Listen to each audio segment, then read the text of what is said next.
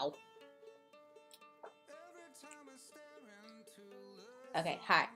So, my name is Michelle, and we're just gonna be talking about like my favorite movies, and this is just like silly videos I like to do, just talking about things that I like or things that I hate. But this is gonna be a things that I like video. So we're gonna be talking about my favorite movie, Beauty and the Beast, not the 2017 version with Emma Watson, the 1991 version, the good one. And it's not, this isn't like a review, it's just me talking about, basically narrating the movie how I would want it told, just scene by scene, because I just love that movie so much. Anyway, okay, so starting, you got your Disney logo, so you know this is gonna be good. It's gonna be good shit. So starting, okay, so and so then you have your opening scene, and it's like it's totally serious. Like you have the pretty like music box music, and you're zooming in on this castle, and it's just like, ooh, this looks nice. This looks really nice. Okay, okay. So then you go in, and then it's just like, once upon a time there was a prince that lived in a shining castle, and you're like, okay. And then like, so the narrator with the deep voice is going. I think his name is Tony J. I think he's passed on. That man was fabulous. His last movie that he did was Treasure Planet. Amazing. But anyway, so Tony J, I don't even know if that's really him who's narrating it. I'll have to Google it or something. But like, he's like, once upon a time there was a prince who lived in a shining castle. And like, he had like everything his heart desired. Like, he had servants, he had like a big place to live, and like he was a huge dick. And so like, he's having like, I don't know, he's just like at his palace doing like prince like things, and then a beggar woman comes to the door, and she's just like, hey, it's really cold outside, can I stay here? And he's like, ooh. Like, he takes like one look at this woman, and he's just like, you are absolutely the most hideous fucking thing I've ever seen in my entire life. I can't look at you. You need to go. And then she's just like, I guess I'll just go. And she like offered him a rose in exchange for shelter from the bitter cold. But he's just like, no, you have to leave. And so she comes back again, and she's just like, hey, it's like, I'm going to die. Can I please stay here? And he's just like, girl, bitch, I told you. You can't stay here. I don't want you to stay here. You are so ugly. You're like, you're ruining my groove. You're ruining my groove, man. Or, that's not it. I can't remember, but it's the groove. But like, and then so he turns her away again, and then like she reveals that she's like this beautiful enchantress, and she's just like, you dick, you were gonna let me die outside on your doorstep just because you thought I was ugly? No. So she turns him into this hideous beast, and he's just like, oh my god, I'm ugly now. And so she says that like he can't turn back into a regular people until he learns to basically not be a dick, and he finds like true love and whatever. So if somebody can learn to love him for who he is, or until he's changed, so he can't turn back into a human. So then like, she changes him to this beast, and it changes his palace. It's like dark and scary, and suddenly no lights work or something, and the servants turn into basic appliances like feather dusters and candlesticks and clocks and teacups and whatnot. And so everybody there is like cursed, so they can't leave. And like, I guess the enchantment made everybody like in the next town over totally forget about him. So I think that's why like nobody knew that there was a palace within walking distance, like with a scary monster living inside with talking teacups. And so she transforms into this hideous beast, and then she says like, so this rose is gonna stay here, just kind of trying to remind you about what you did, and and it's dying by the way, and once the last petal falls, you're gonna be like this hideous beast forever, which is kind of weird because he can't leave, so he literally just has to wait until some poor hoe stumbles upon his castle and falls in love with him, I guess. So that's the thing. So then like he's super mad and like super upset because like it's totally his fault, or maybe he's just like a product of his upbringing. I don't know. It's kind of not fair because it seems to be like he was like 10 years old when this happened. So like what does a 10-year-old with clearly no parents know about anything? But not my story. I didn't write it. And so you skip to the next scene, and then like there's Belle coming out of her house, and like Belle's like the town weirdo, and like nobody likes her because she is a red woman, and like nobody likes smart women like ever, like in any time. And like she's walking around and she's like super pretty, and like she's the only one in the town like who wears blue, if you didn't notice. And like everyone's like literally like the whole song, like everyone's like talking shit about her, like talking about how like weird she is. And like if that was me, I'd be like, I'm sorry, what did you say? And like I might throw down, but I'm not Princess Belle.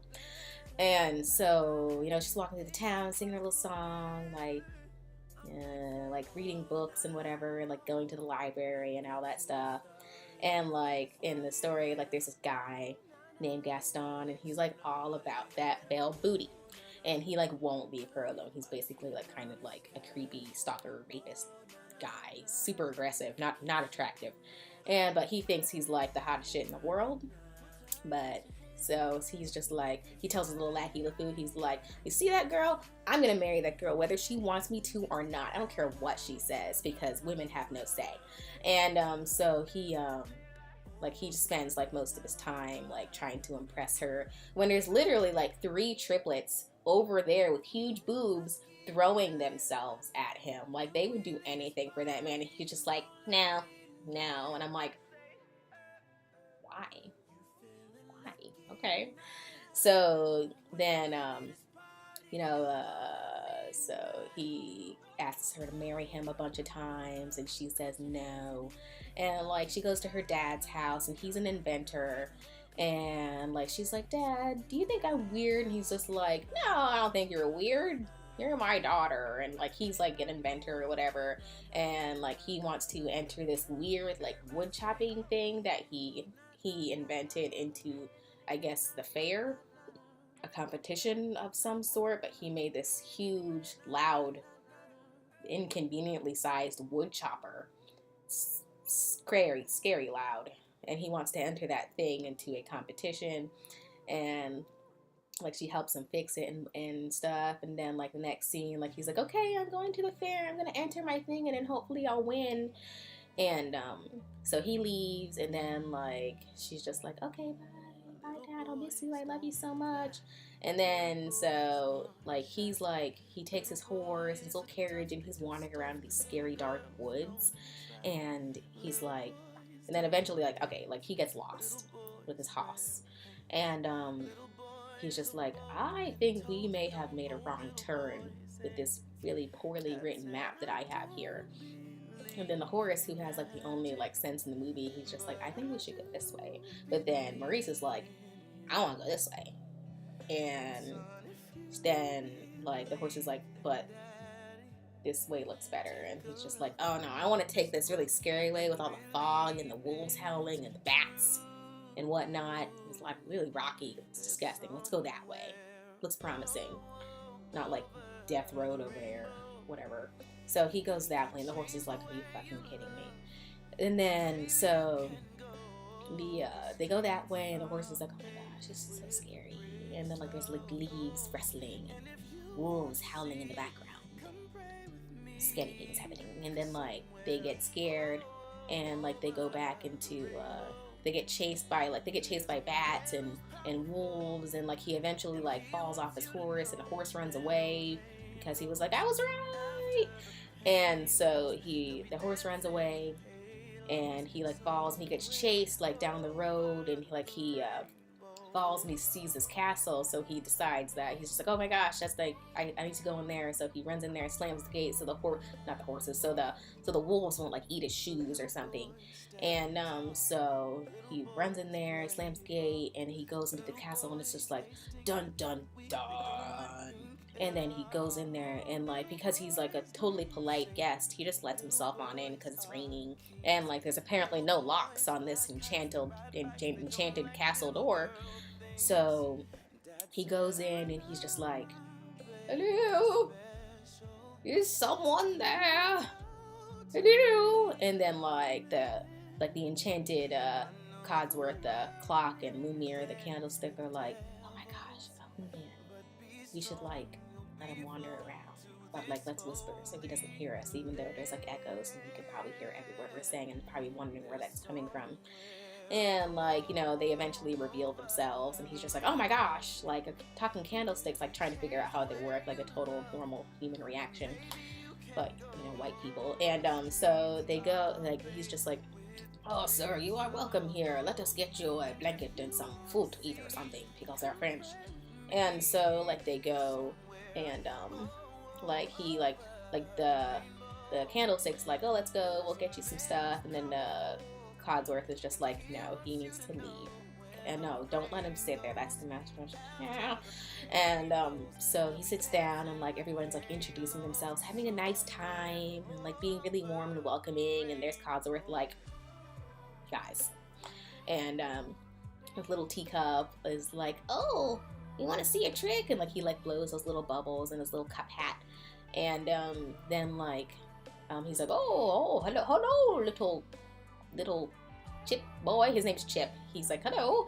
And then like, okay, one thing, like in one scene, like, okay, you see Chip, the little teacup thing, but like in one scene you see Mrs. Potts putting away all these other little teacups, and I assume that they're all children, but then you never see them again. So every time I see them, I'm like, who are they? Or orphans? Are those all her kids? Because Chip is clearly the favorite. I don't know, but you never hear or see from them again, except like the be our guest scene, I guess. But it's beside the point. And Reddit. And so like then like suddenly like everything goes dark. The door like flies open. There's wind. The fire goes out, and he's just like everyone's shaking and scared because like the master has entered the room, and he's like, except it's much scarier than that. And like he's just like, "I smell like a trespasser or something. Like who's in my castle?" And like he's just like, "Oh my gosh, I have entered the wrong place." And like the beast like grabs him and stuff, and he's just like, "Who are you? Like what are you doing in my castle? You've come to look at the beast, haven't you?" And Maurice is just like, "No, I didn't mean you any harm. I lost my horse. I need a place to stay for the night." And he's just like, "I'll give you a place to stay." And he's just like, "No, I don't. I'll just go. I won't tell anybody." But like it's the beast, and he like takes him, and he looks like he's like break his neck, but like he all you see is the shadows. And like he's like, "No, please, no, no." And but the end scene, like Maurice is probably dead, probably ate him or something. But skip the scene, go to the next scene, and Belle is like talking about like her white girl problems, and she's just like, "I want to venture in the great wide somewhere," and whatnot, because white people need adventure and stuff to live or whatever. But like like then the horse comes, and he's just like, "Hey, so Dad's dead." But because she's Belle, she's like, "Oh my gosh, Philippe, where's Dad? You have to take him to me." And because the horse knows exactly where he was, he just like takes her there, and she's just like, "Okay, like here we are." But she gets there because she's like super brave. I love her. And she goes there, and like she goes inside, and like because like the candlestick and like the clock don't want to reveal themselves there, she goes, "Oh my," they're like, "Oh my gosh, a woman. Oh my gosh, we have to like let's take her to her dad." And so then they could kind of lead her to her dad while she's like looking around like at the castle, and the castle's like so pretty. Like the detail they put into that castle is like beautiful.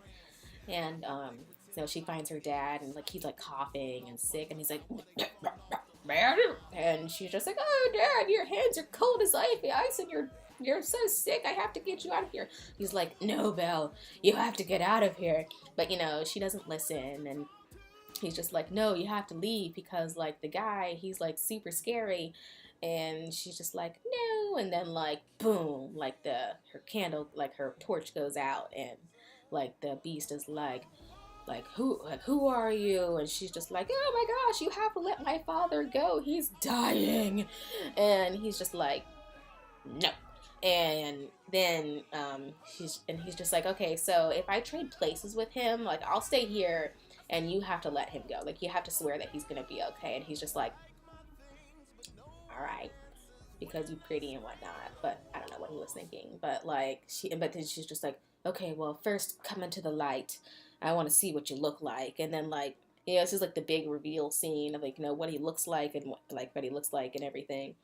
And I'm like, personally, me, like the second he put his foot into the light, like you saw that little wolf paw with the little claws and his little ripped Hulk pants, like I'd have been like, no, don't come any further. That I have seen enough, sir. I'm just gonna let myself out the way that I came in. Just stop, okay? Just don't chase me. You're so scary. Stop. But like, she like sees the rest of him and he's like this big scary wolf wildebeest thing, and like all she does is go and like looks away because she's so frightened. But then like she stops doing that and she acts like it's totally normal and white people stuff. But like, he lets her dad go, doesn't let her say bye, and like she just kind of throws him out into the carriage, and like he leaves that little Spider-Man carriage. And so then what else happens? What happens next? Like the Candle's like, hey, since she's here, you should probably offer her like a more comfortable accommodation, because that prison cell is dank. Like all that's in there is like a tipping chair and a haystack, and no lady can't sleep on a haystack. Like, I don't know, there's probably like 1,000-year-old rat guts in there or something. And so he's just like, oh, whatever, fine. And like, it's like such a burden to like put her in one of the 1,000 rooms that are in that castle. And so, they're walking around through the palace and she's like crying and shit because like she's like, I didn't even get to say goodbye. And so like he's just like, and then the Candle's like, say something to her, and he's just like, oh God, he's like, I hope you like it here. It's kind of like funny because he's like trying to be kind of nice. I hope you like it here. And she's just like not saying anything, obviously, because like he just ruined her life. And I was her choice, but so he's like, so you can go, this is your home now, you can go anywhere you want except the West Wing. And she's like, what's the West Wing? And he's like, it's forbidden. And then she's just like, oh God, okay, jeez, don't have to yell. And that's the end of that conversation. So he takes her to her room, which is like super cute and like castle-y. And he's just like, the Lumiere's just like, you should invite her to dinner. And he's just like, you will join me for dinner. That's not a request. And he slams the door, and like, I don't know, he's got some pretty beefy bare arms. Like, he slammed that door pretty hard. Probably could have broken it, but he didn't. And like she like goes off and she's like crying and everything, crying in her room. And then you go to like the next scene. So then the next scene is like Gaston like just bitching about like, oh, who does she think she is? How dare she deny me marriage and not take my hand and whatnot. And then like it's just like the whole like Gaston song. And then like after that, it's Maurice. He bursts into the room and he's just like, oh, okay, wait, there's a really funny part. Like I've probably seen this maybe like 50 times, and there's like this one scene like during like the Gaston song where like it's the part where he's just like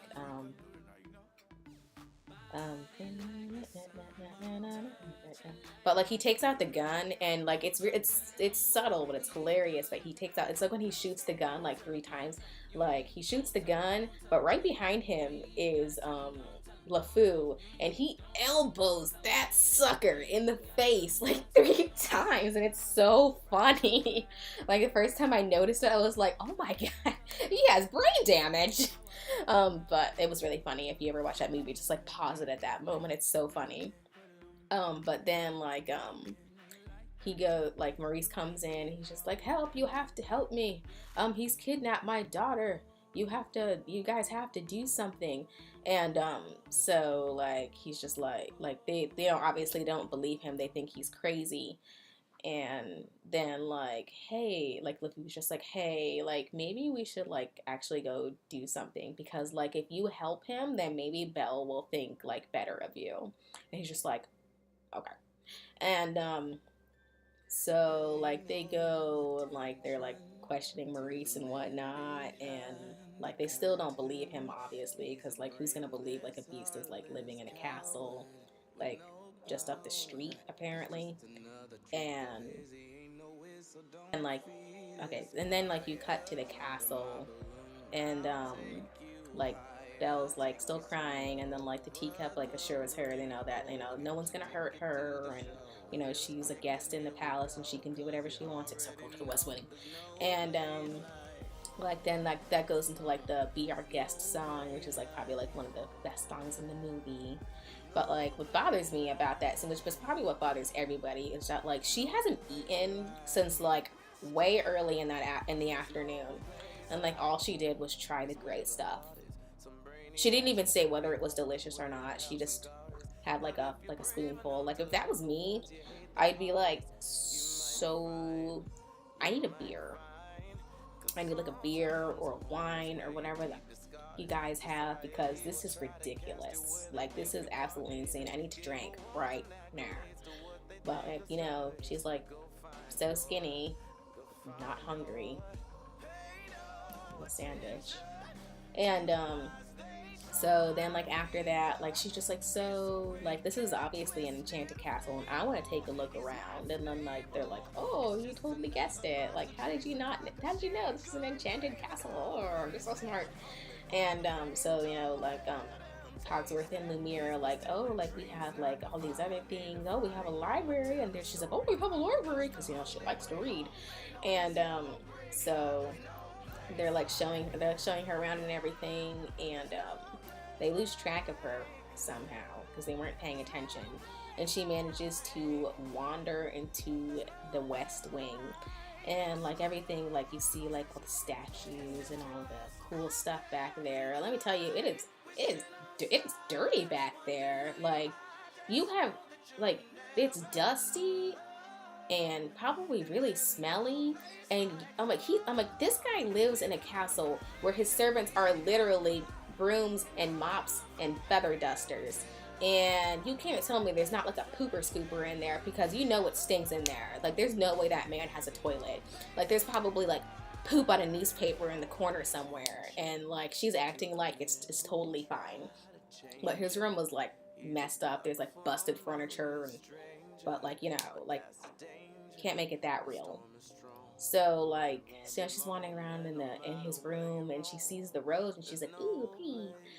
And so she like lifts up the glass, and then she like is about to touch it, and then like the bee's just like, how did you get in here? And like he's really mad, and like he chases her away, and he's like, you know what you could have done? And I'm like, well no, what was gonna happen if I touched it? Are you gonna die if I touch it? What's gonna happen? I'd like to know. But you know, he was yelling and she couldn't get a word in, so he chased her away. And she like runs away with her horse, and then she gets like kind of lost in the woods and gets chased by those scary wolves. And so like he ends up saving her from the wolves. And like, you know, the big mystery is like, how did she get him up on that horse? She's Wonder Woman. She's Belle, goddammit.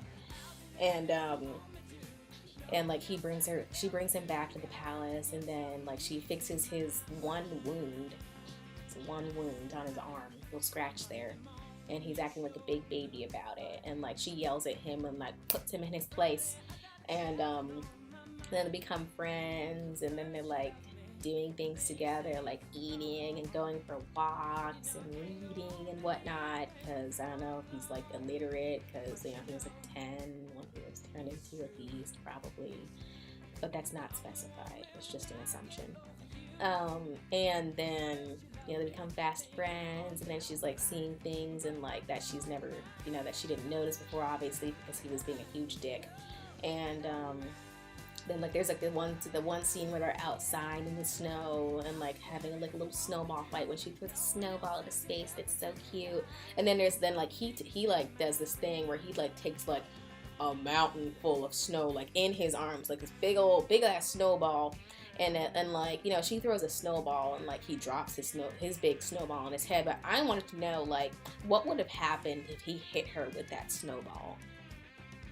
She might have died, and that probably would have been the end of the movie. Like she would have been, like, the impact of that big block of ice that he had in his tree branch arms probably would have killed her.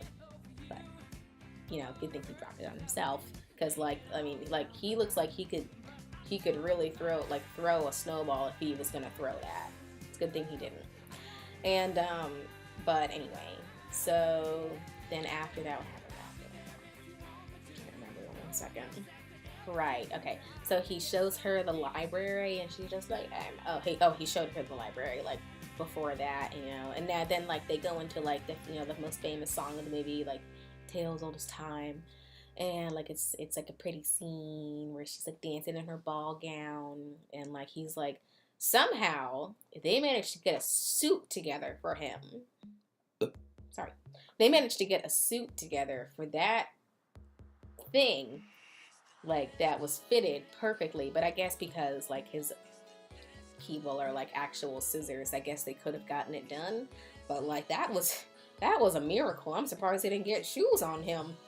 But like I guess he looked good. I don't want to say that because he's like an animal, you know.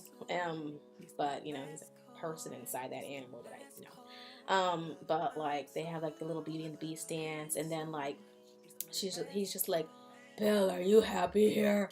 And she's just like, yes. And she says rather skeptically. And he's just like, oh my gosh, what's wrong with you? And like, you know, she doesn't want to say it, but she's just like, you totally ruined my life. But like, you know, that would be kind of mean, I guess, at this point. And she's like, and then she's just like, I just wish I could see my father again. And he's just like, I have a way you can see her or him. So he brings out his magic mirror and he shows her, like, he's just like, let me show you your father. And then like he shows her the mirror. She's just like, show me my father. And like the mirror glows like a little green. And like it shows her father like dying in the woods in the snow. And he's just like, he's probably like, oh, oops. I guess the carriage didn't take him all the way back or something. I don't know. Like, you know, it's not my problem. And then she's just like, oh my gosh, my daddy. And she's like, I have to go to him. And he's just like, oh, okay, God. So like he lets her leave, and he's like super upset because he's like, oh my gosh, she's not gonna come back. Probably not. I wouldn't. And so like she like ends up taking him, like she finds her father in the woods and like takes him back to his house, and he's just like, oh my goodness, Belle, how did you escape? And she's just like, he let me go. And then he's just like, no way. And then like Gaston had like Lumiere at her house, like to see when she was gonna come back. Like Lumiere like tattles on her, and like Gaston comes to the house with like a mob of people to take her father away for being crazy. And he's like, I'll put your daddy in the crazy house if you don't marry me. And she's just like, I'm not gonna marry you. Ew. But like she's like, I have proof that like what he's talking about is true. And like I guess the Beast, for some godforsaken reason, let her take the mirror so she could see him, probably brooding. I can't imagine his life up there is very exciting. I guess it would be kind of like watching an animal in a cage in a mirror. But like then she shows everybody, and everyone's like, oh my gosh, is he dangerous? And she's like, no, he's so sweet and kind. And like Gaston, I kind of see where Gaston is coming from here. He's just like, what's wrong with you? You're weird. You guys are weird. This is a weird family that I want to marry into for some reason. And so like he's just like, no, we need to kill this motherfucker. I want that guy's head melted on my wall. And then like it goes into like a Kill the Beast song, and like, you know, like, you know, mob mentality. Like everybody starts going crazy and like gets their torches and their pitchforks, and they start to go storm the castle. And so like they go to the castle with the mob, and the Beast is just like, I don't care anymore. I don't care about anything. I just love Belle.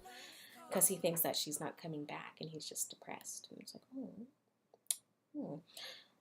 you. And so like, you know, the appliances are like, hey, bro, like these people are coming to the castle, and you need to do something. And he's just like, no, I hate everything. He's like going into like this emo phase. And so like the appliances are like helping like protect the castle, and it's like a really funny scene where they're all like beating people up and turning men and dressing men in drag. And like there's like, I think the funniest part about that was when the the Belle's dresser comes flying off the balcony and goes and lands on somebody. I'm like, that guy is dead. That guy died. Like, there's no way he didn't come out of that. Like, all his bones are broken. Like, dresses are not light. And so that's like the funniest part. That's probably one of the funniest parts about that. And there's like this weird scene too where like one guy is like defeathering like the feather duster, and I'm like, I don't. Ooh, is he like raping her? What's happening? But like, you know, I don't. We're gonna talk about that. But Lumiere saves her, so it's okay. It's gonna be okay. And so like Gaston's like, fuck this shit. So he just goes up to, you know, he's like looking for the beast everywhere, and he's like, you know, kicking down doors, like looking for him with his bow and arrow. When it's clear that he has a gun, but he brought a bow and arrow for this. But okay. But like he goes and he finds the beast, and like he's just like, and like the beast like looks at him and he's like, oh. And like Gaston like shoots him in the back, and he's like, ah, my gosh. And then he like falls off like his balcony, and then like there's like this big fight. Like, well, it's not really a fight, it's more like the beast is just kind of sitting there taking it, and like Gaston is just like, look at that dick, I'm a big man here. And so like then like the beast like sees Belle because she comes back, and she's just like, no, don't kill him, Gaston. And Gaston's like, no, you don't love me, so I'm gonna kill this guy. And Beast is like, oh, okay, she came back. Okay, now I have the will to live. So then like he starts like fighting back Gaston and stuff, and then he goes and like I guess like he decides like he like beats up Gaston and stuff, and Gaston almost dies. Like he almost throws him off the roof, but then like out of the kindness of his heart, he's just like, you need to leave right now before I actually kill you. And Gaston's like, maybe. And then like the beast for some reason believed him, and I'm like, bro, you should have just killed him right there. But like cause Belle and whatnot. So he lets Gaston live, and he's like climbing up to see Belle. And Belle's just like, oh my goodness, he's like, you came back. And she's just like, of course I came back. And he was just like, oh my gosh, I love you so much. And so, but then like Gaston climbs up and he like stabs him in the back. And then like the beast like throws his arm out because he's like, oh my gosh, I've been stabbed. And Gaston loses his balance and he falls off the castle, and like he dies. And like the reason you know he dies, because they're not going to say it, this is a kid's movie. Like there's like those little skulls like in his eyes, which just like signifies death. So he dies, and because that was a pretty far fall for him to not die. And then so like Belle like helps him up, and he's just like, no, you can't. She's like, you know, you can't die. And he's just like, I love fading. And so like she's just like, oh, well, you can't die. And like right before like she says I love you, he's just like, bleh. And then like a tear falls, and then like she's crying, and all the appliances are like, well, shit, I have to stay a toaster forever. And then like they're all crying and stuff, and then like suddenly you see like these sparks coming out from the sky, and then and then like the beast like lifts into the air like an angel, and then like the scene where he turns back into a human. And let me tell you, like that was like the most disappointing scene in like the entire movie, where he turns back into a human, because it's like so pretty, and like he's turning, and like all the lights are going, and like his feet turn into man feet with perfectly clipped toenails, and like his pants still fit, and like the shirt he was wearing as a beast still fits him as a person, and it's weird. And you would think it wouldn't fit him anymore because he was the size of a wildebeest. And but magic. And so, and then like it gets to his head, and it's just like dun dun dun dun dun dun dun, and then like he falls to the ground, and like you can't see him, and you're like, oh, is he okay? Oh my gosh. And then like he like, and she's just like, oh, okay, get up, you can get up, it's fine, it's fine. So he like gets up, and like he turns around, and he's just like, and you're like, ooh, oh god, okay, oh, is that what you look like? I waited like 6 months for this. Okay, because he's like probably the least attractive Disney prince. I don't know what, like, whose idea it was to make him look like that, but he was not like cartoon man pretty. Like to me, he was Prince Adam was not my cup of tea. Not he is not for me. Mm-mm. But Belle was all about that because she was just like, "Oh my gosh, I love you." But it's not about what's on the outside. It's about what's on the inside. Even though he was really mean to her for like a really long time, but whatever. And then like everybody else starts turning back into like their human forms, like the clock and the candlestick and the only child teacup and Mrs. Potts, and there was a dog apparently. And so like that's like the end of the movie, like everyone's happy and like they're all dancing and whatnot, and like you never see the enchantress again. And but like it's a fabulous movie. I love that movie. And that's like the end. It's like and then like the Celine Dion version of Tales Old as Time. But like yeah, that's Beauty and the Beast 1991. Like I love that movie. And I hope that you all love that movie too, as much as I do. I'll probably do Little Mermaid next because we have a lot that we need to talk about that movie. So like and subscribe.